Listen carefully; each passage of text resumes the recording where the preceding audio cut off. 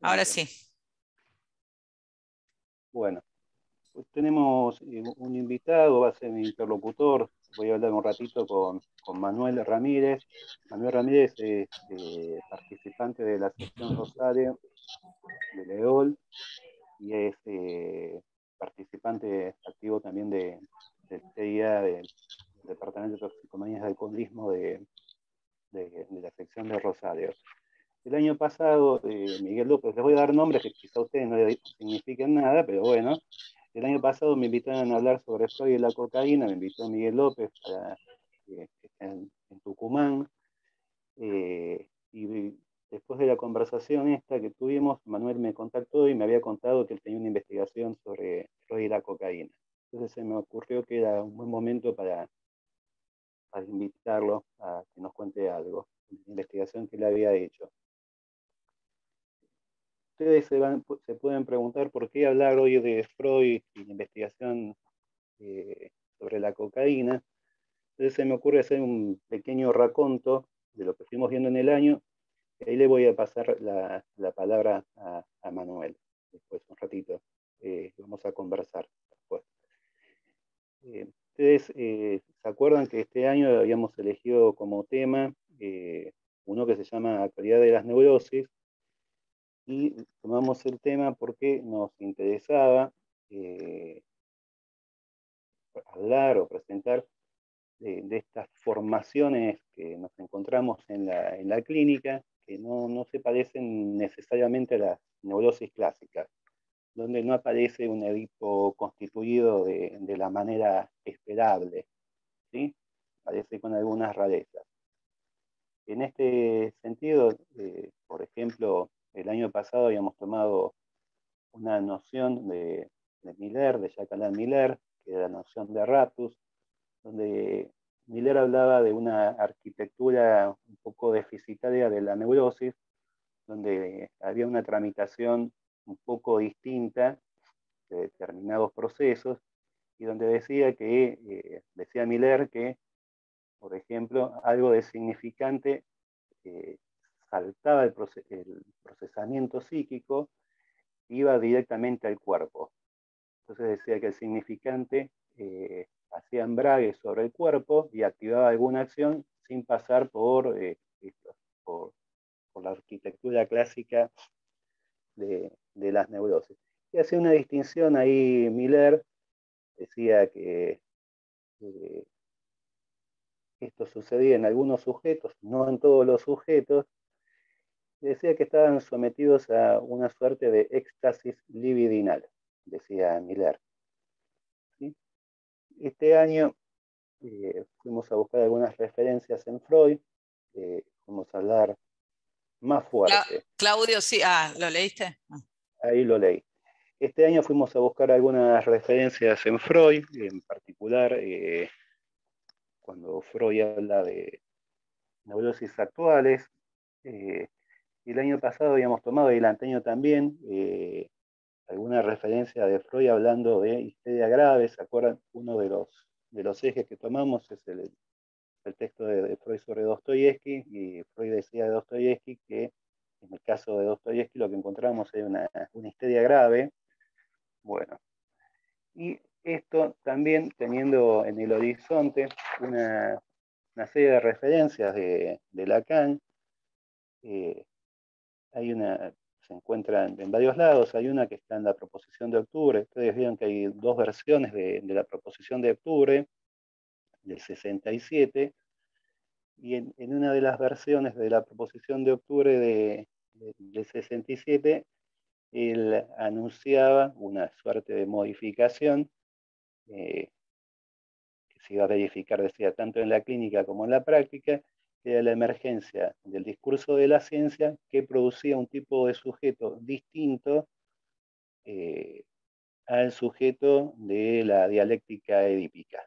Decía que íbamos a encontrarnos cada vez más con este tipo de fenómeno, en el cual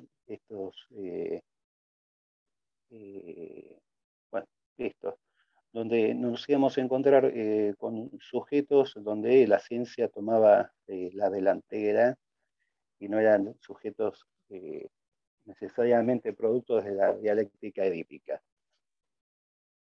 También este año hablamos un poquitito hicimos alguna mención sobre alguna referencia de Lacan del Seminario 17.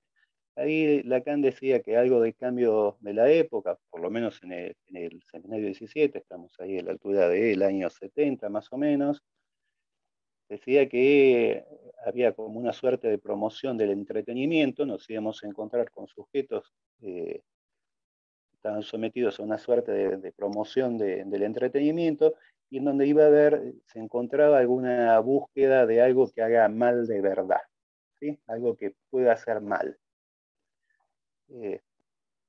Por ese lado nos metimos a hablar del discurso capitalista y algunas de las consecuencias del discurso capitalista. En las últimas reuniones lo que tomamos es una referencia trabajamos en torno a una referencia que encontramos en Malestar en la Cultura, donde aparecía una especie de oposición en determinados sujetos entre lo que serían las exigencias de la pulsión y el mundo, ¿sí? Lo que Freud llama ahí mundo exterior, una fuente de sufrimiento que era el mundo exterior. Estos sujetos encuentran ahí una fuente de padecimiento, y en ellos había un recurso a las sustancias embriagantes como un modo de armar un mundo privado, ¿sí? Y este mundo privado lo que promovía era un cambio a nivel de la sensación, de la cualidad de sensación, de una sensación padeciente a una sensación otra, ¿sí? Entonces ahí tenemos el armado de un mundo privado por el lado de Freud, ¿sí? Con la búsqueda de una alteración de una sensación, y por otro lado tomamos un texto de Miller donde hablaba de sujetos en donde ante lo que podríamos llamar el desorden del universo o el pluriverso, no sé, porque sería algo que no hace un todo, sería algo que estaría más del lado de la lógica del no todo, ante el desorden de nuestra época, localizaban alguna zona donde podían abordarla con algún tipo de saber, alguna zona especializada que lo llamaba micrototalidad, en donde se podía recuperar algún tipo de dominio. Y esto hacemos un puente entre el mundo privado de Freud, que nos habla del malestar en la cultura, donde se altera la sensación, con el mundo de la micrototalidad, este pequeño mundo que habla Miller, pero ahora abordado desde el lado del saber. Bueno, en todo este menjunje que les vengo contando, aparece la investigación de Freud, porque la investigación de Freud sobre la cocaína surge en un momento particular. Ustedes saben que la investigación de la cocaína de Freud empieza desde el año 1884, y es en un momento que es el momento, estamos con los coletazos de la tercera revolución industrial, ¿sí? Y es un momento en el que aparecen alguna serie de patologías que antes no había. Hay un señor que empieza a trabajar algo que se llama neurastenia, que no va a ser la neurastenia que va a definir Freud. Y esta neurastenia, hoy si quieren la pueden encontrar, la descripción de Berd, que es el señor que plantea esta noción de neurastenia, en cualquier filósofo contemporáneo. Cuando hacen alguna descripción de la época, el desorden que vivimos no difiere mucho de la descripción del mundo que hace Berd. Ustedes pueden encontrar en el texto de Freud sobre la moral cultural, ya no me acuerdo el título completo, hay una pequeña mención a cómo define Berd a la época, y bueno. ¿Cómo se escribe, perdón? ¿Cómo se escribe, Bert? Me gustaría tener acá acceso al teclado, pero como estoy con el teléfono, Decime, es yo lo escribo. B larga E A R D. B B, larga E A R D. A, D. Eh, ¿Así? sí, Bert. sí. Este señor habla de neurastenia, y hay algo de la descripción de la neurastenia que para nosotros, acá lo escribió Verónica Muchar. Verónica es mi productora. Yo la verdad que el otro día estaba necesitando un... ¿Cómo? Yo la voy a La ayudar. secretaria del alienado soy. Muchas gracias, gracias. Sí, ha alienado hojas con boludeces. Sí. Bueno, les decía, el cuadro este que describe este señor es de un alguien que está sometido a muchos estímulos, ¿sí? Dados por el mundo. Esto se los hago más o menos así cuenta. Y donde hay una suerte de baja en la atención. Hoy día se podría decir que sería un señor de un tinte un poquito depresivo, ¿sí? De un tinte un poco melancólico, donde faltaría algo de empuje y está sometido a muchos estímulos. Algo de esto, si quieren, no les voy a sumar más datos, porque voy a tener muchos datos. Bueno, Freud empieza a trabajar con esto y es una época también la de la revolución industrial, donde ustedes saben que Freud tiene unos hermanos mayores de él, que son fruto de un matrimonio previo del papá, que se van a vivir a Inglaterra. Y el papá está en el mercado de telas y los hermanos trabajan en el mercado textil y se van a vivir a Inglaterra. Y en Inglaterra, y Freud los visita cuando tiene 17, 18 años a esta gente. Inglaterra es en especial esta zona donde viven los hermanos, que es en Liverpool. Es una zona que hay una suerte de explosión industrial. Y hay una suerte de también revolución química en ese momento, donde empiezan a aparecer, por un lado, medicamentos, y curiosamente junto a los medicamentos empiezan a aparecer pinturas para telas, para la ropa. ¿Sí? Si ustedes, por ejemplo, lo conocen a Bayer, vieron Bayer, la empresa Bayer, este señor que es Bayer es bueno, August Bayer, por ejemplo, entra en la industria química buscando justamente algún producto, alguna tintura, producir alguna tintura, y en el camino se entera que estas tinturas, estos tintes para la ropa, pueden tener alguna virtud benéfica, terapéutica, y reencuentra, esto yo lo había encontrado otro señor, un francés que se llama Hoffman, reencuentra que de la corteza del sauce se puede sacar algo que hoy día conocemos como aspirina. Es decir, que hay algo de la industria química que empieza a prosperar y empiezan a aparecer de plantas que se conocen y que no se conocen, virtudes distintas, y ahí aparece la investigación de Freud sobre la cocaína. Y si hay algo que va a poner énfasis Freud, de las muchas cosas que va a encontrar en relación a la cocaína, es que va a ser lo que hoy día podríamos llamar es una droga del rendimiento. ¿Sí?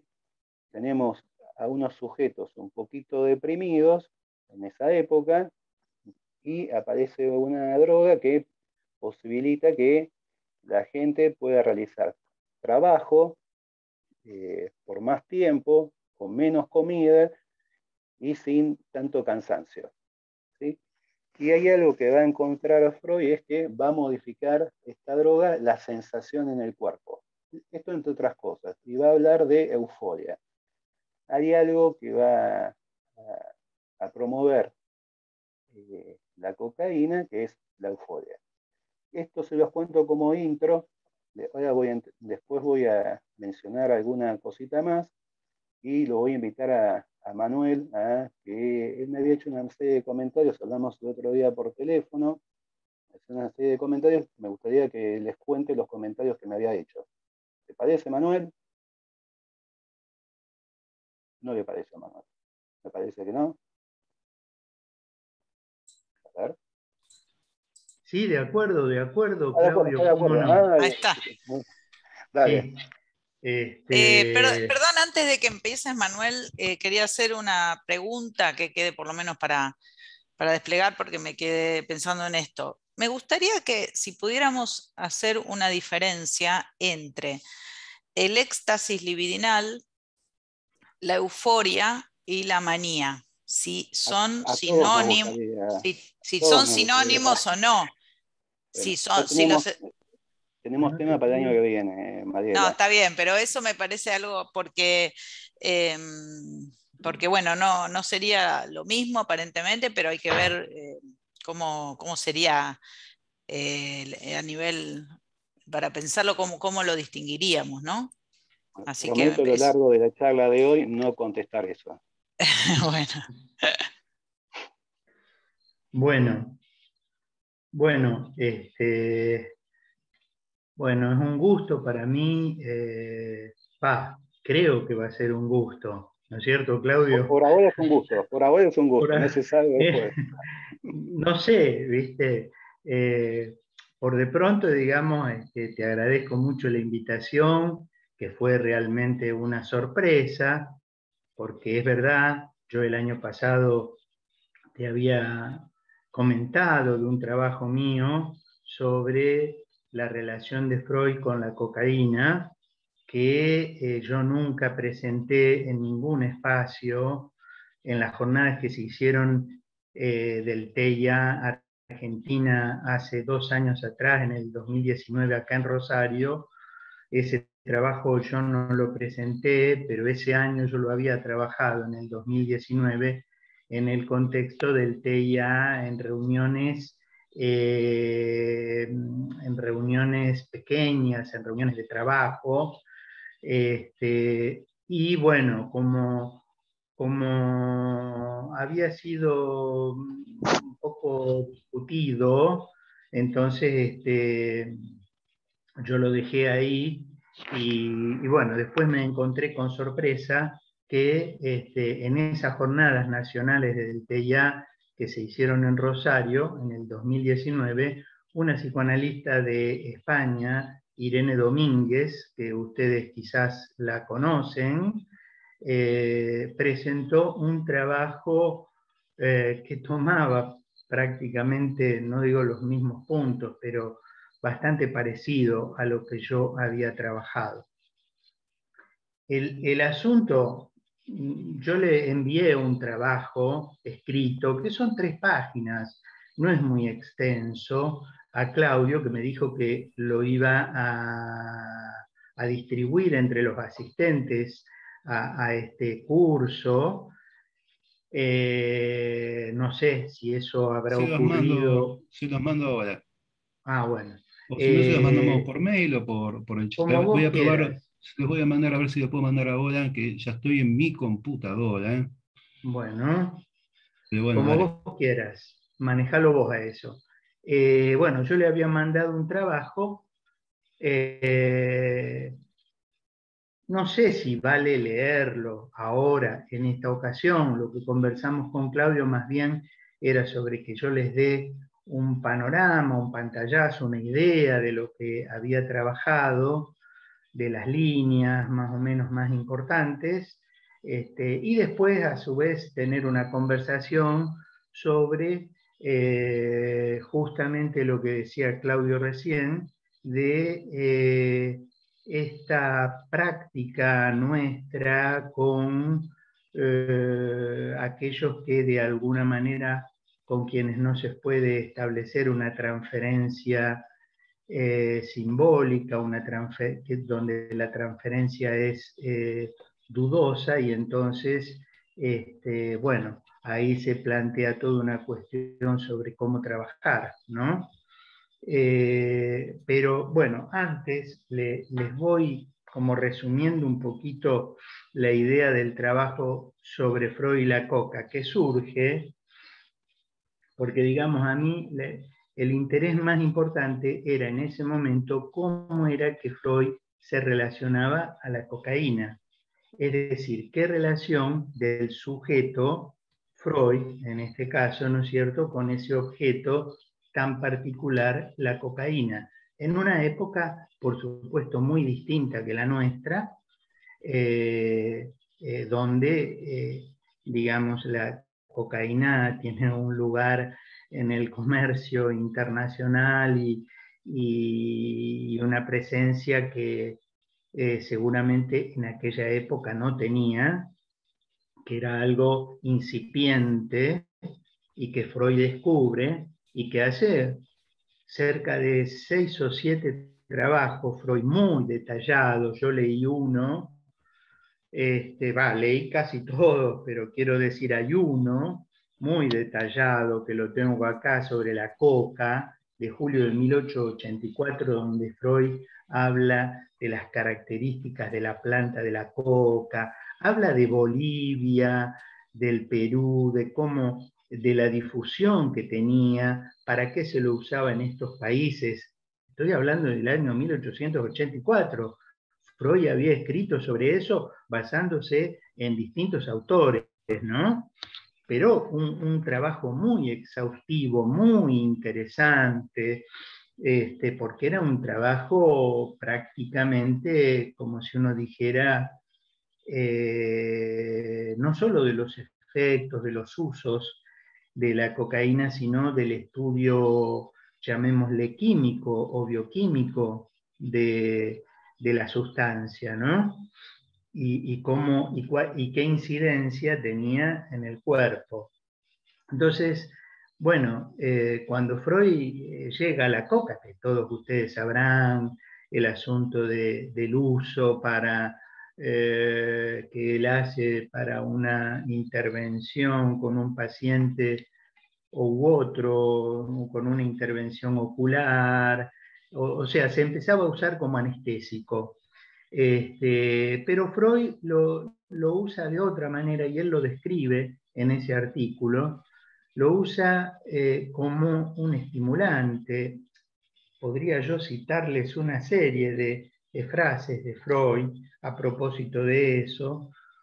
Por ejemplo, Freud define a la coca, dice, como una planta divina que sacia al hambriento, hace fuerte al débil y permite al desgraciado olvidar su tristeza. Todo esto va a tener alguna influencia después, porque paralelamente al uso de la coca, Freud está investigando en lo que sería el tratamiento de las afecciones, llamémosle neurológicas, psiquiátricas, en ese momento en que todavía no estaba descubierto el psicoanálisis, o no estaba, sí, descubierto el inconsciente, pero no estaba tampoco como estructurada la práctica, ¿no? O dice también, he llevado a cabo experimentos y he estudiado en mí mismo, dice Freud, y en otros los efectos de la coca en un cuerpo humano sano. Es decir, hay una serie de calificaciones de Freud, por ejemplo, dice que es el tesoro de la población india. Bueno, él habla de India en el sentido de, bueno, en aquella época de lo que era en América, ¿no es cierto? ¿Dejás hacer una intervención ahí, Emanuel? Bueno, dale. Acá veo que están... Todavía no he hablado del eje de mi trabajo, claro. Sí, pero para esto, por el tema de esta planta divina. Ustedes saben que acá está entre nosotros Laura Salino, y los otros días estábamos con Laura Salino hablando, ella me estaba comentando algo acerca del agua tónica, y me quedé pensando de dónde venía el agua tónica, y yo tenía la idea que sabía de dónde venía el agua tónica. Esto van a decir, no tiene nada que ver, pero ahora van a ver qué pasa, por qué tiene que ver. Y en algún momento ustedes tienen noticias, les hablaba de la revolución industrial y empieza a haber viajes, ¿sí? Y la gente empieza a viajar y lo que después van a ser imperios o los que ya son imperios empiezan a conquistar territorios. Y empiezan a aparecer, vieron que lo que pasa con los viajes, que es que la gente lleva una enfermedad de un lado a otro. Eso lo sabemos hace un par de años, nos enteramos que con los viajes uno lleva enfermedades. Y empieza a aparecer una enfermedad que se llama malaria, y empieza a aparecer paludismo, y empieza a ser medio epidémico. Y, por ejemplo, en algún momento se decía en Inglaterra que para que el imperio inglés sea fuerte, necesitaba buenos barcos, buenas armas y un remedio para el paludismo, para las fiebres. Y se encuentra que hay una planta, hay un tratamiento que tiene unos originarios en América, que hay una planta que se llama quina, ¿sí? Que rascando la corteza de la quina, esta gente hace una bebida, la toma y con eso hace un tratamiento y se cura de las fiebres.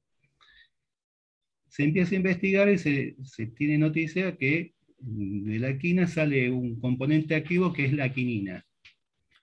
Y la quinina está en el origen de parte de uno de esto que les decía antes, el impulso a la industria química, ¿sí? De la quinina, por ejemplo, un señor que está tratando de encontrar el componente activo de la quina, ¿sí? La planta está buscando el componente activo de la quinina, está tratando de sintetizarlo, lo que encuentra es, al revés de Bayer, lo que encuentra es el primer colorante, ¿sí? Va a encontrar un colorante y a otro señor se le ocurre juntar algo le encuentra que tiene un sabor amargo y se le ocurre juntar un invento suizo del siglo previo, que es el agua gasificada, con algo de la cáscara esta del árbol, de la corteza del árbol de la quina, e inventa el agua tónica.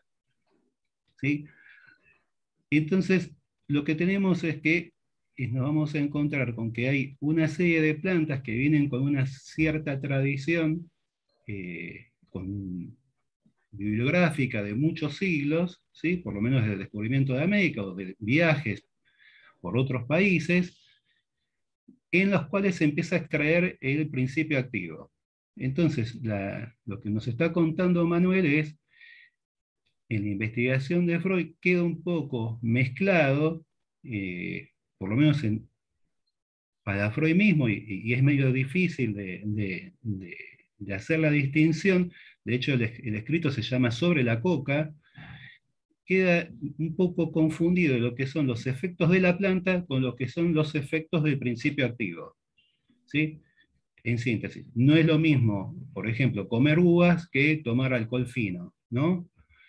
Es distinto el efecto que produce, ¿sí? Entonces, algo de lo que va a contar Freud en Ubercoca es justamente que hay un señor que encuentra que lo que se decía de la hoja, que se obtenía de la hoja de la coca, se va a obtener, ¿sí? Medido y de alguna forma más controlada del principio activo, que es la cocaína. Esto que describía recién Manuel, esto de un remedio para el cansancio, para el hambre, para el estado de ánimo, eso que se describía en textos del año 1600, 1700, describían los españoles, algunos viajeros europeos que encontraban en la hoja de coca, va a decir este señor, que va a replicar después Freud, que eso está en la cocaína, eso es lo que produce la cocaína. Eso es lo que quería comentar para agregar a lo que venías contando. Está bien. Bueno, como les decía, digamos, Freud aplicaba, es decir, la coca le asignaba, digamos, propiedades terapéuticas. Hay que ver que en ese momento Freud tenía un concepto determinado de lo que era el tratamiento de las afecciones psíquicas, digamos. Él hablaba de, por ejemplo, diferenciaba lo que era la neuritis de la neurosis. La neuritis, él decía que era una inflamación, digamos, de los nervios, y que la neurosis, la partícula osis, tenía que ver con un factor inespecífico y que supuestamente la cocaína actuaba sobre ese factor inespecífico.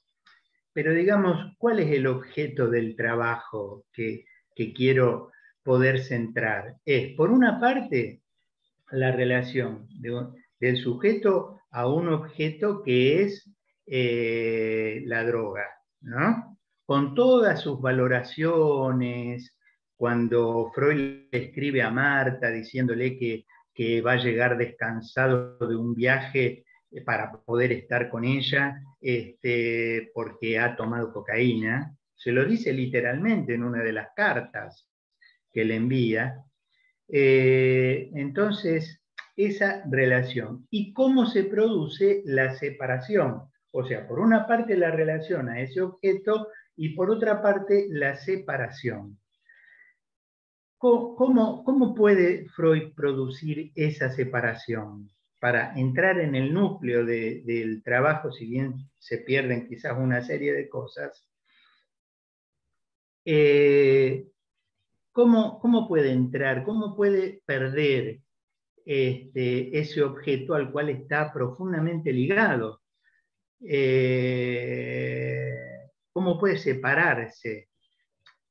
Y ahí yo creo que una de las cosas que cumple una función muy importante es la función del escrito. O sea, estos 6 o 7 trabajos que Freud hace sobre la cocaína, este trabajo de investigación, que puede parecer un trabajo anodino, digamos, es un trabajo que le sirve a él para poder alcanzar no solo un saber, sino tocar un real, digamos así, que le permite después desprenderse, porque entre todas las investigaciones que él hace, hay una que es una investigación de tipo estadística, donde él asentaba en una especie, digamos, en un cuaderno o en lo que fuera, digamos, cuando él tomaba la cocaína, estando con buena energía, estando bien, estando alegre, estando sin inconvenientes, sin dificultades,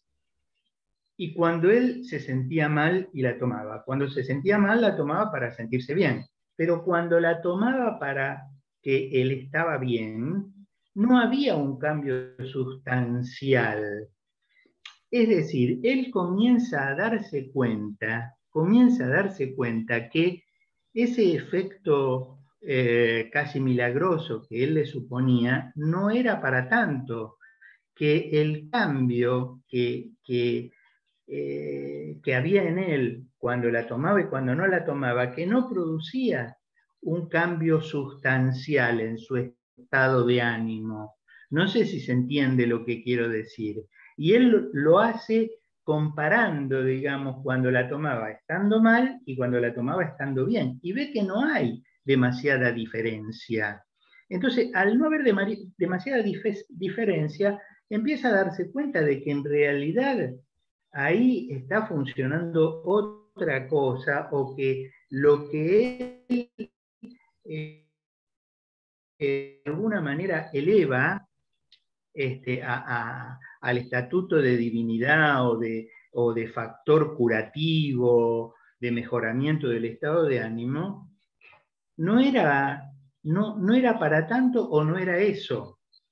Entonces, ¿qué quiero decir? La función del escrito, por una parte, que le permite a Freud despegarse, ir separándose, hasta que se produce en el año 1895, creo, el famoso sueño de la inyección de Irma, donde él dice que, bueno, que ese día o con ese sueño se le revela a él el secreto de los sueños, etcétera, etcétera, y que se va a poner una placa en la puerta de la casa de él. O sea, ahí ese es un punto de corte, es un punto donde Freud, podríamos decir, pasa al psicoanálisis, pero ahí hay un significante, porque en el sueño de la inyección de Irma, ustedes se acuerdan de que está esa palabra escrita en grandes caracteres que dice Freud, la trimetilamina,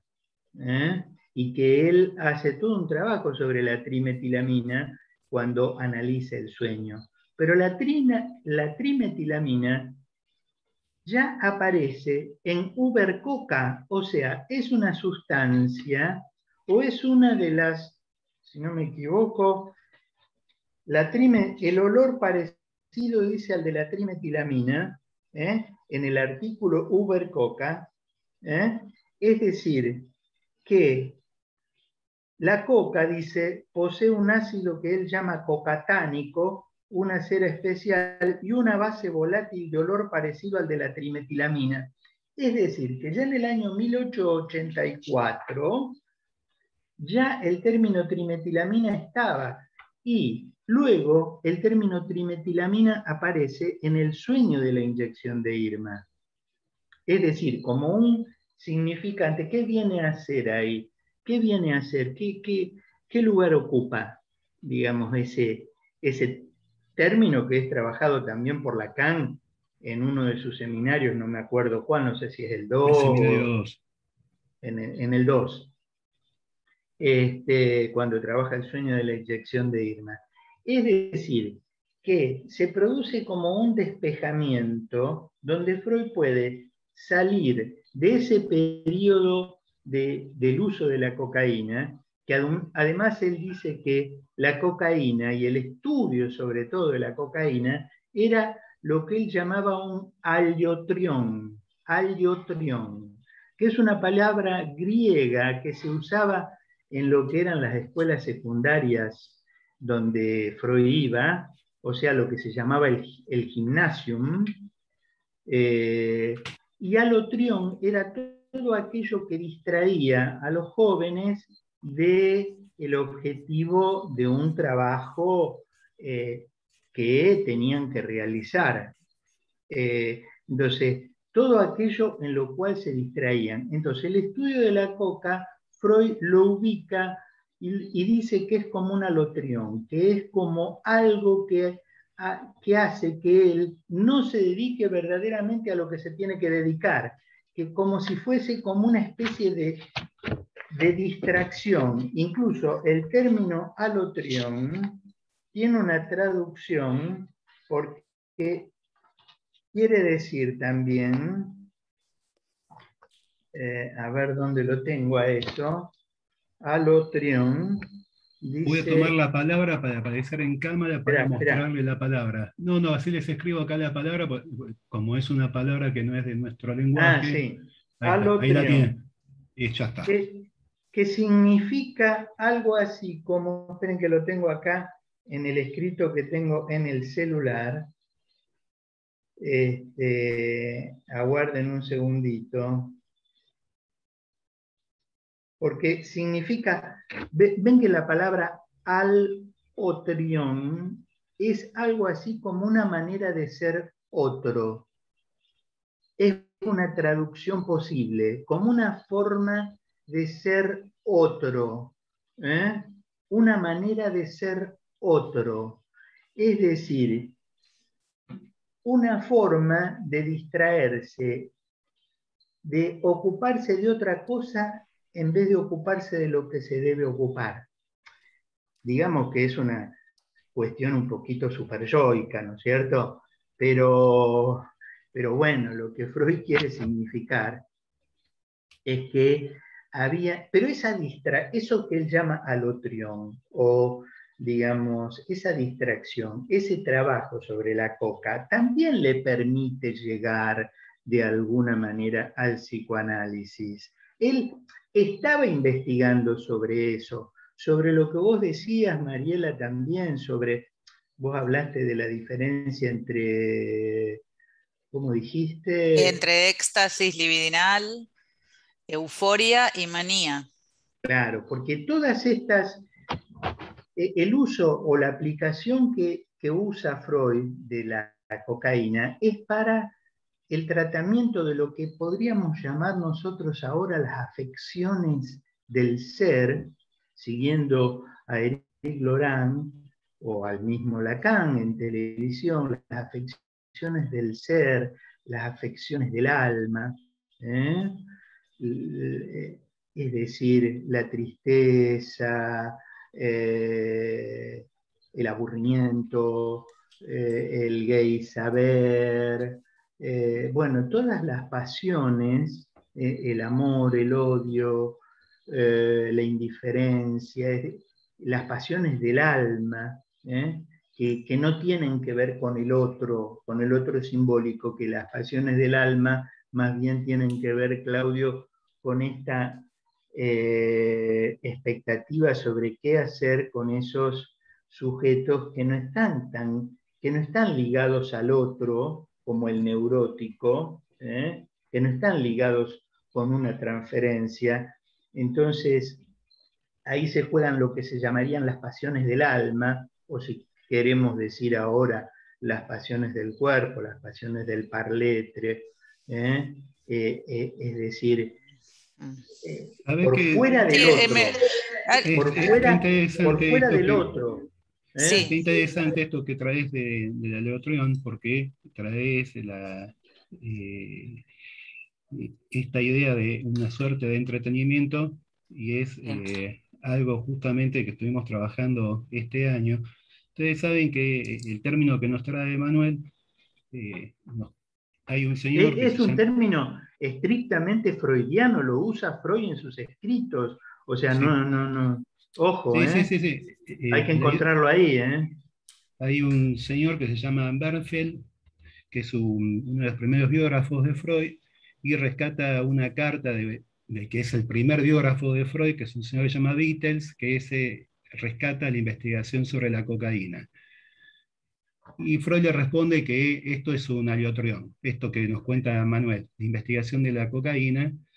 Y Bernfeld hace esta interpretación del desvío y esta interpretación que nos cuenta Manuel del lado superyoico. El tema que alotrión es un término que tiene una, suena, obviamente no es alemán, tiene una tradición y tiene una tradición filosófica. Y en alemán tiene un valor bastante particular, que es algo que mencionaba recién Manuel, que remite a algo de lo extraño, de lo ajeno, de lo otro. No es un término cualquiera. Si ustedes buscan en psicoanálisis, no tiene mucho peso el término, en filosofía es un término bastante reconocido. No sé, lo usa Jean, bueno, no importa, no les voy a dar nombres de autores, pero bueno, siempre remite a algo de lo ajeno, y es quedar tomado por algo ajeno, a algo otro. ¿Sí? Hay un artista, vieron que los artistas siempre nos llevan la delantera y demás, que se llama Rodney Graham, y tiene una instalación, es un artista que hace esculturas, es fotógrafo, hace videos y demás, y está muy vinculado al psicoanálisis. Y hace una instalación que se llama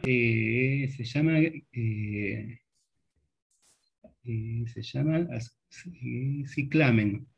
Clinamen se llama. Disculpen, les voy a escribir las dos palabras porque hay un juego de palabras ahí en clinamen y ciclamen, que se las voy a escribir. Ciclamen es de las plantas. Claro. Clinamen es de la física. El clinamen es la pérdida por entropía. Cuando algo pasa por otro lugar, se desgasta en el movimiento mismo, se pierde algo, eso se le llama clinamen. ¿La siguen ahí las palabritas? Perdón, el ciclamen era la flor, es lo que en Argentina se conoce como violeta de los Alpes.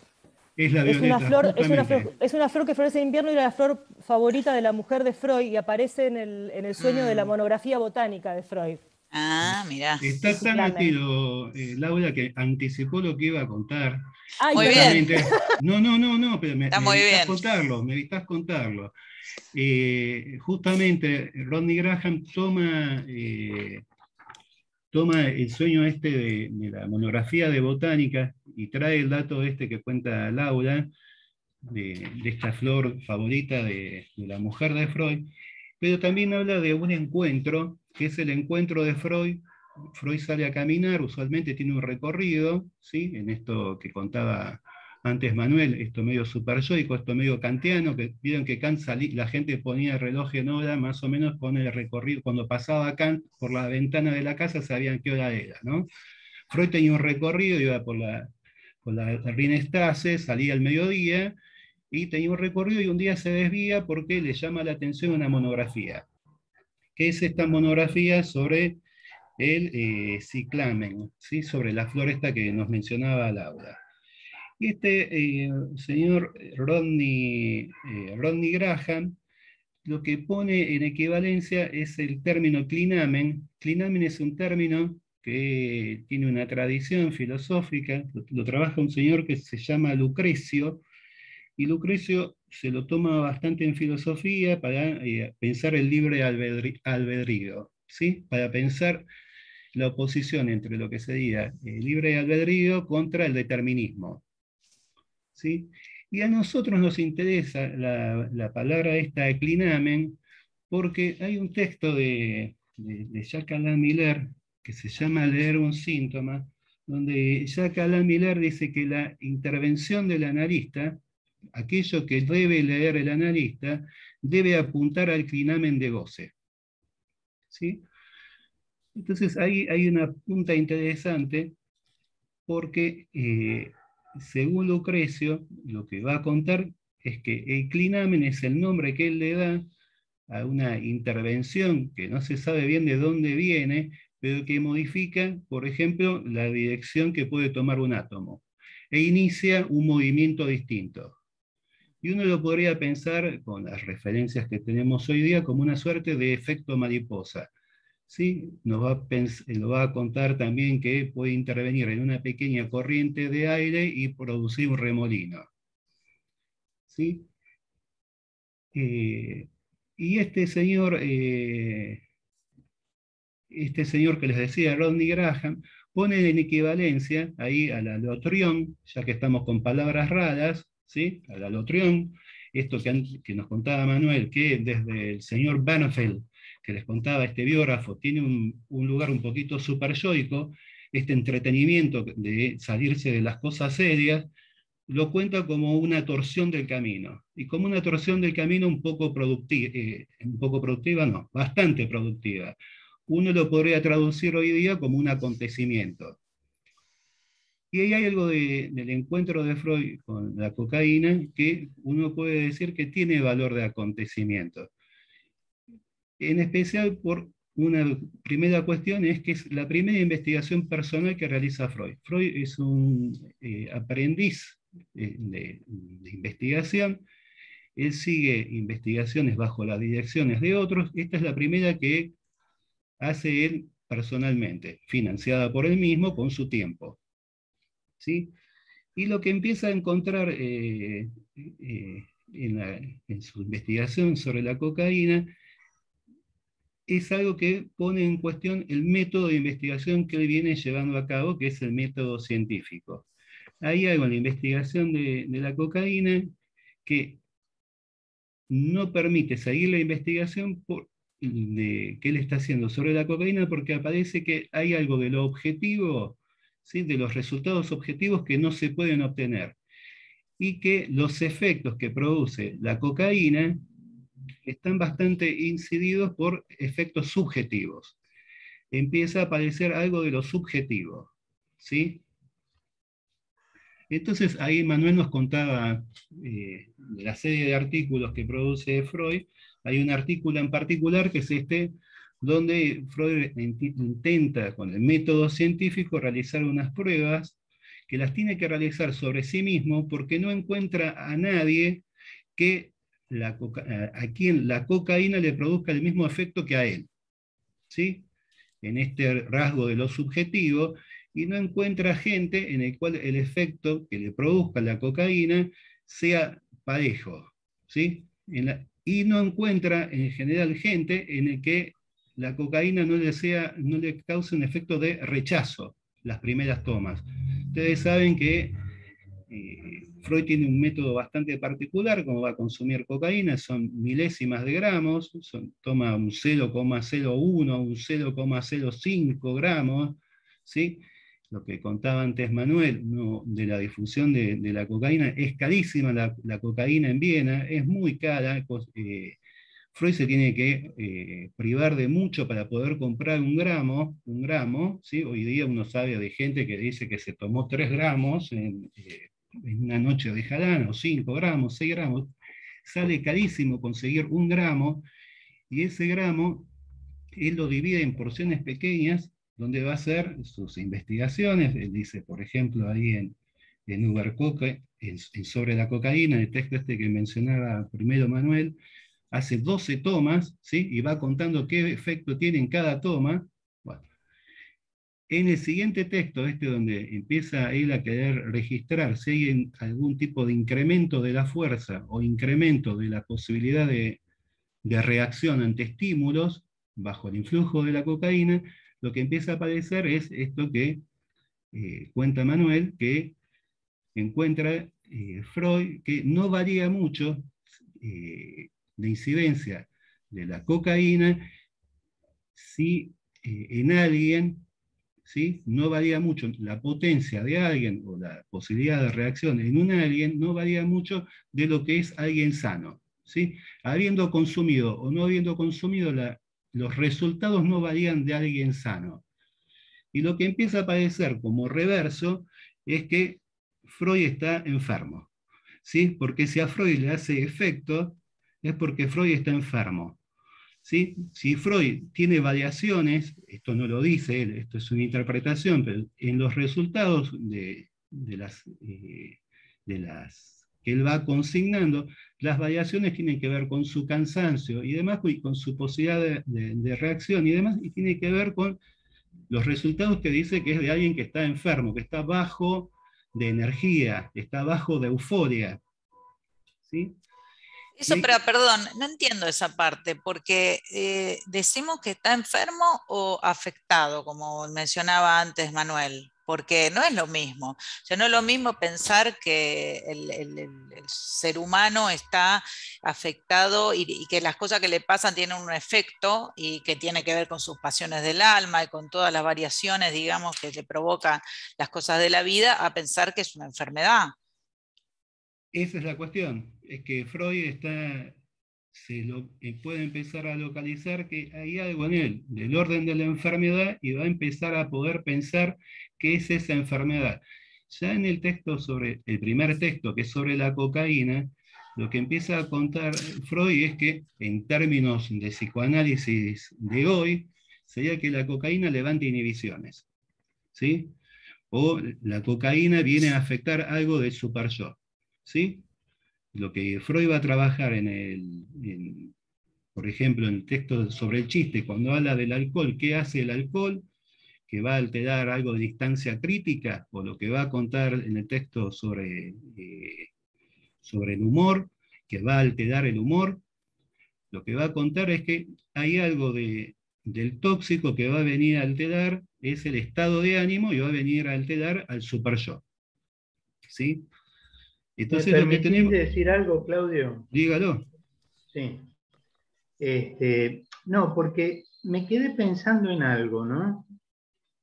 Resulta que cuando yo presenté este trabajo, que era un poquito más extenso, con algunos detalles, en el pequeño grupo del TIA en Rosario, muchos amigos, ¿no? Gente con la que veníamos trabajando, no todos, pero hubo un par que me atacaron el trabajo severamente, pero lo atacaron de una manera que yo Qué ya super casi yoicos, che, qué super yoicos. yo casi que dije, bueno, esto no es para presentar en ningún lado. Es un impresentable. Claro, porque yo me quedé pensando, ¿qué fue lo tan chocante? Porque, ¿cuál es el problema de hablar de que Freud tuvo un periodo, como se suele decir o como se suele llamar, Freud coquero? ¿Cuál sería el problema? Ese es el problema. Ese es el problema. Que se identifica. Primero que hay una moral psicoanalítica, si le queremos llamar así. Pero yo me quedé preguntando, ¿por qué? ¿Cuál es el problema? Bueno, Freud tuvo en su juventud o en sus años un periodo donde confió en la cocaína como algo que podía permitir o ayudarlo a resolver problemas, tanto personales como en otras personas. o como en sus pacientes, hasta que pasa al psicoanálisis. Sí, me quedé pensando siempre por qué había resultado tan chocante, más allá del hecho de hablar de que Freud, bueno, Es la lectura esa la que es chocante. ¿cuál es el problema? Digamos. Es la lectura esa la que es Era el chocante. hecho de que, Che, Manuel, Manuel, pero para sí. esta gente era algo así como que uno estaba ensuciando al psicoanálisis, al psicoanalista, al padre del psicoanálisis, como que uno lo estaba como degradando o como que estaba hablando de una especie de origen espurio del psicoanálisis y no tiene nada que ver con el origen del psicoanálisis, porque hay un salto que es hay un quiebre, hay un salto, no tiene nada que ver el psicoanálisis con el uso que Freud hacía de la coca como un alotrión, como algo que le permitía sobrellevar. Es decir, eso siempre me resultó chocante y agradezco la oportunidad de poder decirlo públicamente, porque yo creo que cuando uno puede decir cosas que le quedaron como sin digerir, que es lo que dice Freud también a propósito de la cocaína, que ayuda a digerir. En serio, dice eso.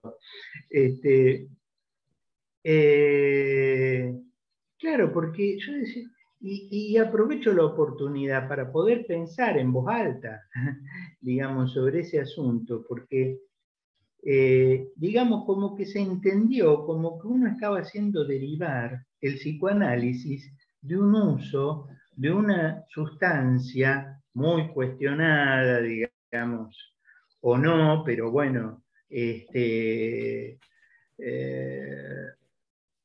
es decir, dándole como un origen Sí, pero sucio. aparte, Manuel, permitime que te interrumpa un minuto. Cuando fueron los años 70, acá, que el psicoanálisis había entrado a través de la IPA y en los 60 ya empezó, digamos, y los psicoanalistas de la época de oro, vamos a decir, del psicoanálisis, cuando se inició acá en Argentina, esos analistas, muchos de ellos prescribían drogas a sus pacientes, prescribían el uso del Yo LSD, conocí, de la marihuana, un montón de sustancias que les parecían que venían bien para justamente levantar exactamente, inhibición. Entonces, digamos, después, bueno, eso era tomó lo que se otro, englobaba. pero se lo consideraba. Bueno, creo que quizás estamos hablando de esta diferencia entre enfermo y sano, que la verdad que es bastante polémica, pero Bueno, bueno, pero es un poco lo que vos trajiste, Claudio. Pero el eso punto dentro del ahí es, psicoanálisis. el punto ahí es el planteo, porque se plantean dos épocas distintas y se plantea como un pecado de juventud. Ahora, distinto es pensar que tiene valor de acontecimiento y a alguien le permite encontrar que está, durante una investigación se encuentra a sí mismo con algo que no puede encontrar explicación con la ciencia Exacto, que posee. Y la claro. ciencia que posee lo que le da de diagnóstico es que hay algo en él que no está funcionando bien. ¿Sí? Claro. Hay una vía que uno puede seguir, que es la vía de la trimetilamina, que es lo que Claro. mencionaba Manuel. Ustedes saben que la primera investigación que realiza Freud es en torno a una larva, una especie La ahora no me sale, lamprea. de lamprea, donde no se puede ubicar los órganos genitales del bicho este. Hay un señor que hace una investigación y está buscando dónde está metida la cuestión sexual del bicho este, dónde están los genitales del bicho este. Y Freud empieza sus investigaciones por el lado de una investigación que podría decirse que es sexual, ¿sí? Buscando algo de lo sexual donde no está lo sexual evidente, no hay órganos, ¿sí? Evidentes. Y hay que buscar qué funciona como sexual en algo que no hay órganos sexuales evidentes. Cuando él menciona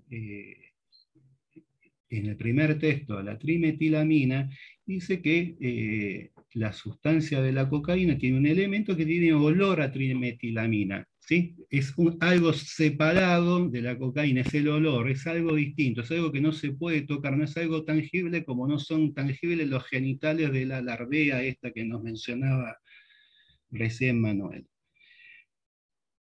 Ustedes saben que también Freud se contactó con un señor que se llamaba Fliess, y de Fliess tenemos la noticia de que Fliess es un loco, ¿no? Es un loco que tiene una teoría donde hay una conexión entre la nariz y los genitales. Sin embargo, el encuentro entre Freud y Fliess también tiene valor de acontecimiento, ¿sí? Como tiene valor de acontecimiento el encuentro que puede tener Freud con el texto de Scheber, ¿no? A Freud le sirve para producir algo, esos encuentros. Entonces, no importa tanto la procedencia del material, sino lo que se hace con el material, ¿sí? Y lo que le va a señalar Fleschig en algún momento es en torno a la trimetilamina, le va a hablar de algo que en el pensamiento de Fliess lo va a llamar química sexual. Y va a decir que estamos afectados los humanos por algo que es una química sexual. Y esta química sexual lo va a llevar a Freud, entre otros temas, a pensar algo que es el problema sexual de los humanos, ¿sí? Ustedes saben que está la idea de Freud coquero, y lo que se sabe es que Freud consume cocaína en este periodo de tiempo de la investigación, por lo menos consume 1 gramo, ¿sí? Para hacer un coquero es un poco para hacer coquero, pero bueno, digamos que consume 1 gramo compartido con la mujer y con la cuñada y demás, y con alguno que otro. Y en algún momento Fliess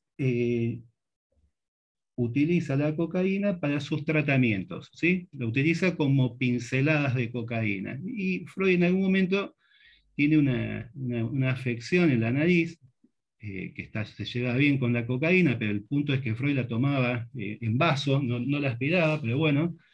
El tema es que tiene una afección en la nariz, y Fliess le dice que para el tratamiento de esta afección, que son unos cornetes inflamados, se aplique una tintura de cocaína en la nariz. Se aplica esa tintura y un día, una noche, un 23 de julio, y en la noche del 23 al 24 de julio tiene el sueño de inyección de Irma. Y en el sueño de inyección de Irma aparece el término trimetilamina, que es el que nos mencionaba Manuel, y entre las asociaciones que va a traer Freud va a ser la química sexual y el problema sexual, ¿sí? Él va a decir que en Irma, algo de lo que le pasaba a Irma, estaba presente un problema sexual, y él también alude a esta química sexual, y alude en sus asociaciones a su investigación sobre la cocaína. Y que lo que vamos a encontrar es que a lo largo, el sueño lo tiene en 1895, las conversaciones con Fliess son más o menos de esa época, que cada vez que encontremos cómo piensa Freud el origen de la sexualidad, de dónde viene la sexualidad, de dónde vienen las neurosis, de dónde vienen las neurosis actuales, cuál es la raíz de las neurosis, qué va a tramitar la neurosis, ¿sí? Como problema sexual va a hablar de algo que es la química sexual, ¿sí? Entonces esto lo van a encontrar en 3 ensayos, lo van a encontrar en el malestar en la cultura. Él de hecho va a contar que hay algo de esta química sexual, ¿sí?, que es comparable a los estados de intoxicación con sustancias tóxicas que son externas al cuerpo. Y él lo que va a decir es que el cuerpo genera una sustancia tóxica interna que es efecto de esta química sexual, ¿sí? Entonces, uno podría decir que en la raíz de la neurosis, en la raíz de las neurosis actuales, está esta química sexual. Es una suerte de real para Freud, es algo que está por fuera, pero es lo que promueve el movimiento de la neurosis o de la neurosis actual. Y lo que tenemos es que eso va a entrar en el aparato con forma de libido o de pulsión. En el aparato psíquico, esa química sexual va a entrar afectando, por ejemplo, las zonas erógenas o demás. Y antes les hablaba este juego Perdón, de... te interrumpo un segundito. Pero Porque, justo en el clímax me venís a... Porque bueno, ahí venía... para que entiendas que hay otro, para que entiendas que hay otro. A ver, decímelo Te entonces. quería decir que hay un texto, me parece que está en Duelo de Melancolía, donde él, creo, no estoy segura, donde él habla del quimismo. ¿Y qué es esto que Claro, vos es el estás? quimismo sexual. El quimismo, dice, es algo que se produce internamente y que el estado maníaco puede ser producido perfectamente sin la adjudicación de ninguna sustancia externa, porque el mismo organismo, el mismo, nos dice organismo, el cuerpo mismo lo produce. Lo que a mí me parece interesantísimo es, está bien, pero no produce eso en todos, ni de todas la misma forma, o sea, no hay, entonces, ni siquiera con la ingesta de una sustancia se produce lo mismo. Entonces, ¿dónde está la parte, digamos, de cada uno, la singularidad con respecto a el efecto que eso produce? Que creo que es por ahí que a nosotros nos interesa, porque ya vemos que trabajamos con esas singularidades, ¿no? Entonces, poder despejar esta cuestión, porque uno podría ir perfectamente a pensar, no, si está intoxicado, entonces, si toma tal cosa, entonces va a pasar tal otra, y parece que no es tan lineal, ¿no? Porque hay algo de la repercusión. Lo que va a decir Freud Ahí justamente, te corté el eh, hilo, pero no sé si podés retomar. lo que va a decir Freud, pues es la pregunta que tenías es medio la pregunta que contabas en un principio esta. Insiste la pregunta, entonces está bien, se responde. Ahí lo que va a señalar Freud es que a distintos individuos hay distintos factores constitucionales, ¿sí? Y va a haber distintas intensidades. Y cuando les hablaba antes de este juego entre alotrión y clinamen, esto que tendría valor de acontecimiento, Miller va a hablar de algo de un éxtasis libidinal, que va a ser tramitado. Por un lado hay un éxtasis libidinal, ¿sí? Que en algunos sujetos está o no está, y que va a ser tramitado de distintas formas por distintos sujetos, ¿sí? Entonces, va a haber una variación en cada sujeto de acuerdo a factores constitucionales distintos, ¿sí? De la intensidad de esto a tramitar. Y después va a haber herramientas para poder tramitar esto también de forma distinta. Cuando está haciendo Freud la investigación sobre la cocaína, se encuentra justamente que hay gente que arma adicción con la cocaína, cosa que a él no le pasa, ¿sí? Y es algo que es inexplicable para él. Y él lo que va a decir es que hay un mal uso de, por lo menos de la indicación médica, cómo se debería de usar la cocaína, ¿sí? Que es una indicación que él recibe de una investigación. Entonces, lo que nos vamos a encontrar ahí es también una dificultad de cómo poder traducir esta química sexual, ¿sí? En términos lacanianos, este real. Y hay en este texto que les decía de Jacques Alain Miller, de leer un síntoma, uno lo podría entender esto, que se introduce algo distinto, ¿sí? Esto que podría estar en el origen de la química sexual, por lo menos en términos de función, lo que viene a cumplir esa función es el encuentro del cuerpo con el significante. Es algo del choque del cuerpo con el significante, es algo del orden del trauma, del acontecimiento del cuerpo, que no va a ser en todos los sujetos igual y no va a poder ser tramitado en todos los sujetos igual. Y lo que nosotros tenemos una serie de referencias de lo que Miller va a trabajar como raíz del síntoma, ¿sí? Y lo que va a trabajar, por lo menos lo que va a proponer Freud siempre como raíz, pero algo que queda fuera, ¿sí? Del circuito, esto es lo que sería un real, que queda por fuera del circuito de la neurosis o del síntoma, va a ser esta química. De ahí la idea de el nombre de la reunión de hoy, que les decía. Ahí que era Freud, la cocaína y la otra sustancia. Ahí la trimetilamina aparece como el puente, ¿sí?, entre lo que sería la cocaína y esta química sexual, ¿sí?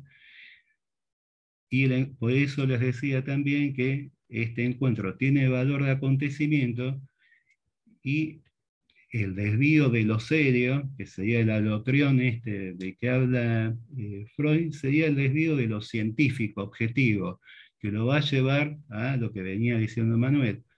Es desde ahí que va a llegar a encontrar algo que se va a llamar psicoanálisis, y que va a haber enfermedades que dependen de algo que no es biológico, no es mensurable, no es identificable con microscopio, pero tiene eficacia. Claro. Eso. Sí. Perdón, Claro. ¿puedo decir algo? Que es el Sí. momento donde Freud abandona la cocaína. Es decir, bueno, por lo menos en España y en Madrid en particular, y sobre todo en la facultad, Freud es considerado, bueno, el psicoanálisis tiene muchos detractores, no goza de la buena salud que goza en mi Buenos Aires querido, pero además Freud es considerado prácticamente un viejo cocainómano, así nomás, es decir, y muchas personas, sobre todo quienes no lo han leído, que son la mayoría de los que dicen estas cosas, consideran que el psicoanálisis es básicamente la teoría de una teoría delirante de un cocainómano. Entonces sí me parece importante, justamente, no solo dentro de las comunidades psicoanalíticas, sino sobre todo fuera, empezar a decir un poco, a explicar un poquito cuál fue el uso que hizo Freud, en qué momento y de qué manera y por qué lo abandonó. Porque si no, por eso me pareció importante esta discusión o este tema. Claro. Bueno, No es muy habitual mi encontrarse con eso. hipótesis, Sí con la mi acusación de Freud, pero no con el descargo, digamos. Mi hipótesis en ese sentido, que bueno, creo que ya lo dije antes, está en que él abandona la cocaína, puede desprenderse de ese objeto a raíz del escrito. O sea, el hecho de haber escrito le va permitiendo a él desprenderse de ese objeto.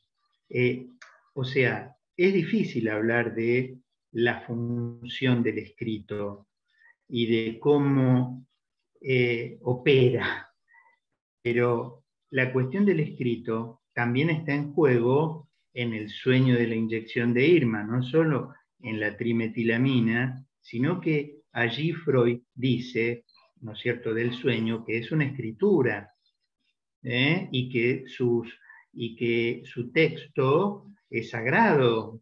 Es decir, que la cuestión de la literalidad, de la letra, del escribir, se pasa, digamos, de esos escritos, parece medio absurdo decirlo así, de todos esos escritos que le permiten a Freud desprenderse de algo y pasar al psicoanálisis. Por otra parte, la trimetilamina, siguiendo lo que decía Claudio, que aparece en lo que sería el inicio del psicoanálisis y que está también en los escritos sobre la cocaína, también es un significante transferencial, porque Freud, una de las cuestiones que Flies, digo, transferencial en el sentido de que Flies, se habla del autoanálisis de Freud, pero de alguna manera la relación que Freud mantenía con Flies era una relación de tipo transferencial, donde Freud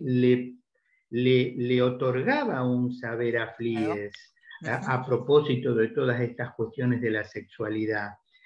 Y la trimetilamina era, algo lo tenía por ahí escrito, una sustancia que, según Flies, o un olor que también tenía que ver con el producto sexual, ¿no? De manera que ahí se atan varias cuestiones con esas letras, digamos, significantes, pero también con esas letras la trimetilamina, porque está la cocaína por una parte, la cuestión sexual por otra parte, la relación con Flies, y luego aparece en el inicio mismo del psicoanálisis. Hay como no un desplazamiento, una centralidad de ese significante, de esas letras, que yo creo que, bueno, que cumplen, quizás habría que profundizar más esta investigación, pero cumplen un factor fundamental en el desprendimiento de ese objeto alotriónico, digamos así, y el descubrimiento del psicoanálisis. Ahí hay una ruptura, hay un corte, es decir, no es que una cosa viene de la otra, como alguien puede entender, o como dicen los españoles, según Laura Salino, no es así. Sí, Que no sí, creo que todos los ¿puedo decir españoles algo? Creo que soy descendiente de los españoles. No, me parece que es interesante, la verdad, esta discusión, porque me parece, como lo decís vos, Manuel, también, y como lo decía Claudio, ¿no? El llegar a una localización con nombre de algo que produce un efecto en la subjetividad y que no apela a una sustancia externa, eso es el goce.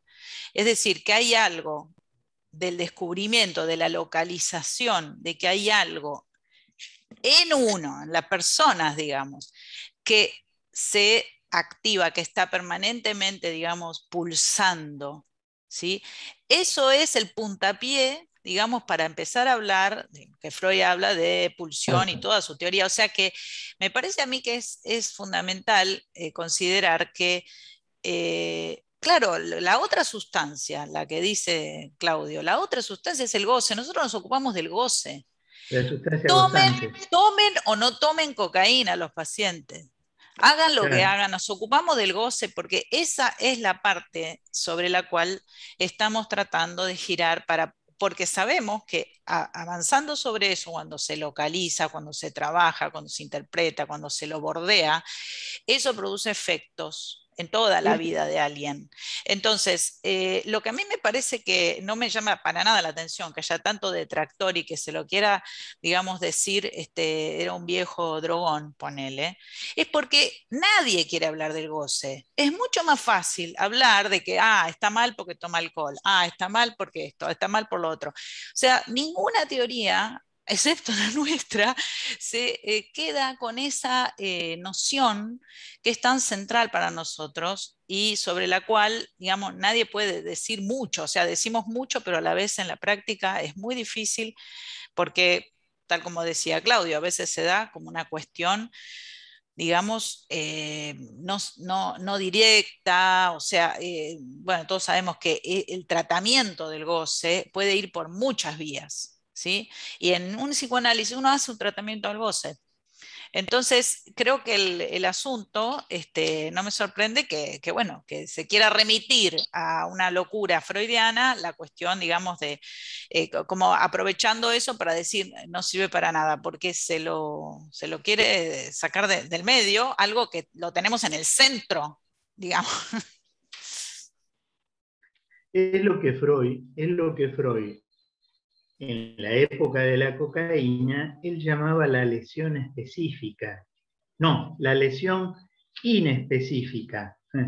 La lesión inespecífica, es decir, había un factor que él no podía especificar de qué se trataba, y que de alguna manera quería conjurarlo, de alguna manera quería curar de eso, de esa lesión inespecífica. Bueno, es de lo que está hablando, yo creo, Mariela, pero que engancha con el tema de los pacientes a los cuales, cuando uno tiene que trabajar sobre el goce, por así decir, pero se trata de pacientes donde no funciona la interpretación simbólica, donde no funciona la interpretación semántica, digamos, ¿cómo trabajar? con esos pacientes. ¿Cómo trabajar sobre esos goces que a veces no están, como decir, normativizados o no están regulados? Entonces, ¿cómo trabajar con eso analíticamente, sin la posibilidad de la interpretación simbólica? Y ese es el punto esencial de lo que son las prácticas actuales, o de lo que es la práctica con, bueno, con mucha gente que viene ahora, donde, digamos, no es lo que se dice el neurótico, o la capacidad de transferencia simbólica. ¿Se entiende esto? Entonces, hay cómo operar sobre el goce cuando no hay esa regulación simbólica, cuando no se puede intervenir simbólicamente con una interpretación. ¿Cómo operar? Yo pienso que ahí tiene que funcionar algo de lo que podríamos llamar una pragmática, algo del orden de una práctica, algo de un orden de un saber hacer con eso, que funciona por otros lados, con el corte, con las expansiones, con otro tipo de cuestiones que no son de interpretación. Esa es como, bueno, lo veo y como yo lo trato de trabajar, ¿no es cierto? O de pensar. Además, no soy el único que lo piensa. También lo saco de otros. Sí, estamos ya en el borde de nuestra reunión. No sé si alguien quiere agregar algo más. Vos, Claudio, que algún otro comentario, o Laura, no sé si alguno quiere decir algo más, así. Bueno, Vero, perdón, no sé. perdón por volver a la misma cuestión, pero para dejar un poquito, también para pensar un poquito que Freud siempre hablaba, y algunos poetas también, del lugar, ¿no? Entonces es muy difícil, por lo menos de este lado, de esta orilla, es muy difícil hablar del goce o empezar o querer transmitir algunos asuntos que tengan que ver con lo que es nuestro campo, cuando el lugar no está, Es decir, si el psicoanálisis es el producto del delirio de un viejo cocainómano, nada de lo que uno vaya a decir sobre el psicoanálisis va a tener lugar en nadie, porque ya, digamos, empezamos mal, ¿no? Es como en la transferencia.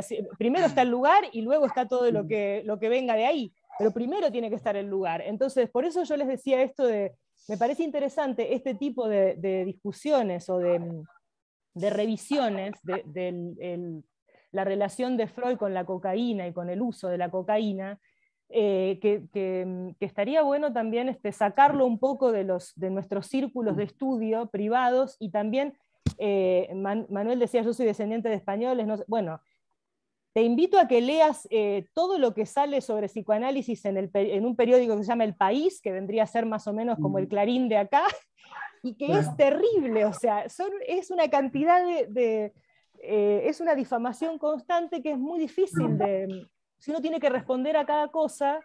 Pero bueno, también si uno no responde, el lugar no se arma para que uno pueda decir después alguna cosa que pueda ser escuchada. Por Igual, eso decía Laura, yo pensaba en tu comentario que es una técnica muy antigua, digamos, en lugar de discutir los conceptos, invalidar a la persona. Porque ponele pero que vos no te Freud olvides hubiera que sido cocainómano. Lo que hizo claro, es igual, o sea, ¿qué importa si fue lo que fue? Uno no está hablando de... digamos, eso me parece que evita una discusión más profunda sobre los conceptos. Y aparte, tanto en Europa como en Estados Unidos, a diferencia de la Argentina, donde hay un auge, no sé si ahora tanto, pero quizá no se usa cocaína legalmente, pero la prescripción de psicofármacos es espeluznante. Acá está todo el mundo sobremedicado. desde niños. Ni hablar del uso de la cocaína y otras sustancias, ¿no? Entonces me parece que ese truco está desde los griegos, digamos, en lugar de discutir los conceptos, discutir sobre la persona. Me parece que hay que eso esquivarlo, o sea, invitar a discutir un concepto, ¿no? Me parece. Sí, no sé si es posible de ser esquivado, porque el problema, por lo menos, es que el psicoanálisis, no, por ejemplo, en Madrid en particular, y te diría que en España, no tiene lugar en la universidad, con lo cual no tiene nada que ver con lo que es Buenos Aires en ese sentido. Entonces, sí, claro. no hay, desde un montón de lugares está cerrada la puerta. De hecho, en España el psicoanálisis fue echado a punta de fusil de la universidad, entonces es mucho más difícil. Por eso hablaba del lugar y de estas cosas hay que, no sé, hay que contarlas. Me parece que está bueno contarlas. Sí, pero en España también hay un desarrollo del psicoanálisis de orientación lacaniana que es muy grande. Es decir, hay mucha gente que está trabajando, yo estoy en conexión con mucha gente que está trabajando en psicoanálisis de orientación lacaniana e incluso de otras orientaciones, quiero decir psicoanálisis también lacaniano, pero que no pertenece al campo freudiano. Es decir, debe haber también, como vos decís, Laura, gente, como en todos lados, que cuestionan o que no ven con buenos ojos, pero hay también un desarrollo y gente que está trabajando sobre psicoanálisis y muy bien y excelentemente Sí, bien. no digo que no haya, de hecho parece... yo trabajo en esa línea, no digo que no haya. Digo que somos pocos, no somos tantos. Sí, no somos son tantos. ¿Vos dónde estás, todos. Laura? ¿Vos dónde estás, Laura? En Madrid. En Madrid. Sí, ¿y qué casos le llegan? Porque ¿quién te deriva? Porque si todo el mundo cree que es una porquería, digamos, ¿cómo llega? ¿O son los casos que no tienen remedio, como a veces pasa? Un poco y un poco. Pasaron por todos lados, ¿viste? A mí me llegan muchos casos así. Pasaron por todos lados y como todo les fue mal en todos lados, de última vienen acá. O son los propios pacientes los que recomiendan. Pero no, bueno, o los colegas que saben cómo trabajás, pero lo que digo es que no hay una... No. Hay una transferencia negativa. Una transferencia negativa clara. No deja de ser transferencia igual. Yo tengo que hacer otras cosas ahora. Igual ya estamos sobre la hora, nos pasamos. Les agradezco enormemente el espacio, el haberme escuchado. Claudio, no te quedes así. Necesitas un poquito de coca, quizás. Ahora nos tomamos todos unos gramitos. Un bife con ensalada. Un bife con papa frita, mejor. No se te va a caer la cabeza, así que bueno. No, bueno, muchas gracias. Y bueno, cuando haya alguna reunión y que tengan ganas y podemos sí, por supuesto, vos estás invitado, ¿eh? Manuel, a participar también. Ahora ya estamos terminando el seminario. La próxima vez va a ser nuestra última reunión. Después Claudio nos va a pasar bien el link de una película para ver. Le cuento una cosita más de algo que estaba ahí escuchando. Vos traías el tema del goce y en un comienzo les contaba algo de cambio de época y algo de lo que contaba Laura también está en esto de cambio de época, el ascenso de la ciencia, lo que decía recién Verónica, el modo de tratamiento que se propone es distinto, son con medicamentos científicos, ¿no? Son con síntesis de distintas drogas, se busca mayor objetividad y demás. Obviamente que las actividades humanas se sostienen a partir de goce. Y lo que ocurre también es que quizá en nuestra época no sea rentable para muchos una práctica que no use medicamentos. ¿Sí? Les hablaba del auge de la industria del medicamento y demás. Y también es posible que en nuestra época no tenga tantas diques simbólicos para tramitar determinadas cosas como en otra época que se usaba, esos diques servían para reprimir goce. Hoy día la vertiente va para otro lado, para empujar al goce. Entiendo que quizá algo de esto, de poner, lo que decía vos, Mariela, de poner en el centro el tema del goce, sea algo complicado, ¿sí? Y es esto, y es capaz más económicamente razonable pensarlo como un trastorno a tratar el goce, ¿sí? Lo que es del orden lo que puede ser algo del orden de la vida, que sea tomado como una enfermedad, ¿sí? Algo a ser tratado. Bueno, eso. Perdón, un apunte más sobre la cuestión económica. No sé cómo es allá ahora, pero en España el precio de los psicofármacos es ínfimo respecto de lo que podría costar una sesión, por ejemplo. Una Claro. caja de Lexatin, que es el equivalente del Lexotanil o eh, alguna benzodiazepina de allá, cuesta 1 euro y algo, un poquito más de 1 euro. Acá Es también. nada. Bueno, Es nada.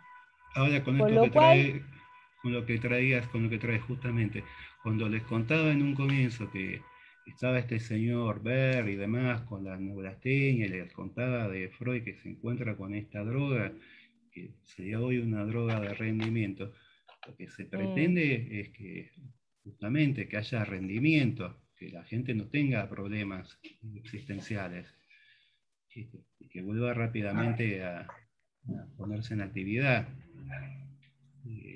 Bueno, eso. Bueno, pero vamos a dejar esta reunión diciendo algo. Yo quiero decir algo. Igual no se curan. O sea, pasan por todos esos lugares, quieren domesticar el goce, quieren medicarlo, quieren dormir, quieren levantarse, todo lo que quieran, pero todo eso igual no te saca el malestar de la existencia. No lo saca. O sea, además te intoxica. O sea que en realidad hay algo de todo eso que se quiere evitar, quizás se quiere desviar la cosa hacia un lugar para no abordar lo que en realidad alguien, digamos, tiene que abordar en su vida, que es cómo hace para vivir con ese real, digamos, sea el que sea de cada uno, cómo se hace, eso es lo difícil para cada uno. Y nosotros trabajamos para eso, para ayudar a alguien a encontrar esos caminos. No, digamos, no es cierto que se curen con todas las terapias, digamos, no es tan así. O sea que no siempre se alivian, no siempre mejoran. Sí, una última cosa en relación a lo que decía Laura. Laura, yo soy psiquiatra, aparte de psicoanalista, y es muy grande la demanda multiplicada en pandemia y específicamente en jóvenes de algo rápido. Y esto es una cosa transformar, porque aparte los pibes en el colegio, hay muchos que le sacan el ribotril a la mamá y en el colegio se reparten. Le dice, che, estoy medio bajón, tomate esto. El otro día me comentaba alguien. Y bueno, es toda una cuestión, ¿no? Porque es algo muy al alcance de la mano. y una cosa más, en relación con lo que decía Mariela al principio de la diferencia entre la manía, la euforia y ¿qué más dijiste? El éxtasis. El éxtasis. Bueno, es interesante la cuestión, porque aunque no haya... Cuando no hay tratamiento por el lado del goce y lo que hay es medicación, más algunos discursos que van en esa línea, conozco mucha gente brotada por el asunto de la criptomoneda, que es un discurso que donde hay un campo prolífico para la manía o para la euforia, prende como... Acá también está ahora eso. Es impresionante. Y esto es combinación, medicación con estos discursos no sé, que son delirantes. A ver, Sí, tienen una base que puede ser... Yo no entiendo mucho de criptomonedas. No, pero además hay un elemento ahí, hay un elemento que es clave, que lo trabajamos mucho nosotros en el seminario, que es el dinero. El dinero como condensador libidinal extremo. Es como si tengo dinero, entonces ya está.